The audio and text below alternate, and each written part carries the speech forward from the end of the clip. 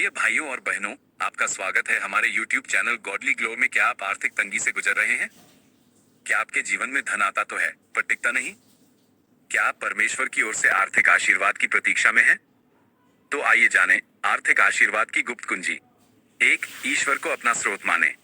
हर अच्छा वरदान ऊपर से आता है, हमारे परमपिता परमेश्वर से। जब हम ये समझ जाते हैं कि हमारी नौकरी, व्यवसाय या कोई व्यक्ति नहीं, बल्कि ईश्वर ही हमारी सभी आवश्यकताओं का स्रोत है, तब विश्वास का बीज बोया जाता है। फिलिपियो 4:19 कहता है, मेरा परमेश्वर तुम्हारी हर आवश्यकता को अपनी महिमा के धन के अनुसार यीशु मसीह में पूरी करेगा। 2, 10वां हिस्सा देना, टाइद देना। मलाकी 3:10 में परमेश्वर कहते हैं, पूरा दशमांश भंडारगृह में लाओ ताकि मेरे भवन में अन्न रहे। और इस विषय में मेरी परीक्षा करो, मैं आकाश के झरोखे खोलकर तुम्हारे लिए आशीष बरसाऊंगा। जब आप अपनी आमदनी का पहला हिस्सा परमेश्वर को समर्पित करते हैं तो आप स्वर्गीय आशीर्वाद के द्वार खोलते हैं। 3, उदार बने, दान और मदद करें। नीतिवचन 11:25 कहता है, उदार व्यक्ति समृद्ध होगा और जो दूसरों को तरोताजा करता है वो स्वयं तरोताजा किया जाएगा। जब आप जरूरतमंदों को देते हैं तो आप सीधे परमेश्वर को देते हैं और वह आपके घर में भी भरपूर आशीर्वाद भेजता है। 4, ईमानदारी और परिश्रम से काम करें। परमेश्वर आलस्य को पसंद नहीं करता। नीतिवचन 22:29 कहता है, जो अपने काम में निपुण होता है वह राजाओं के सामने खड़ा होगा। ईश्वर पर भरोसा रखिए, लेकिन अपना कर्तव्य पूरी ईमानदारी और मेहनत से कीजिए। 5, आर्थिक निर्णयों में प्रार्थना करें।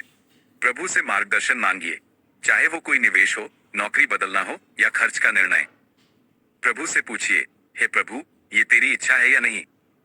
नीतिवचन 3:5 और 6 कहता है, तू अपनी समझ पर भरोसा न करना, बल्कि संपूर्ण मन से यहोवा पर भरोसा रखना।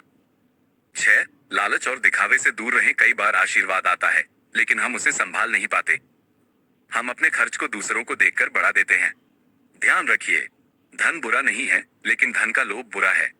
1 तीमुथियुस 6:10 में लिखा है, धन का प्रेम सब प्रकार की बुराइयों की जड़ है। 7, धन को साधन माने, लक्ष्य नहीं। हमारा जीवन इस पृथ्वी पर अस्थायी है। धन परमेश्वर की सेवा के लिए एक साधन है, न कि जीवन का उद्देश्य। मत्ती 6:33 में यीशु ने कहा, पहले तुम परमेश्वर के राज्य और उसकी धार्मिकता की खोज करो, तब ये सब बातें तुम्हें दी जाएंगी। एक छोटी प्रार्थना। प्रभु यीशु, मैं तुझे अपना जीवन और अपनी आर्थिक स्थिति समर्पित करता हूँ। तू मेरा सच्चा स्रोत है। मुझे ज्ञान दे, सच्चाई में चलना सिखा और मेरी हर आवश्यकता को पूरी कर। मुझे ऐसा मन दे जो उदार हो और आशीर्वादों का माध्यम बन सके। आमीन।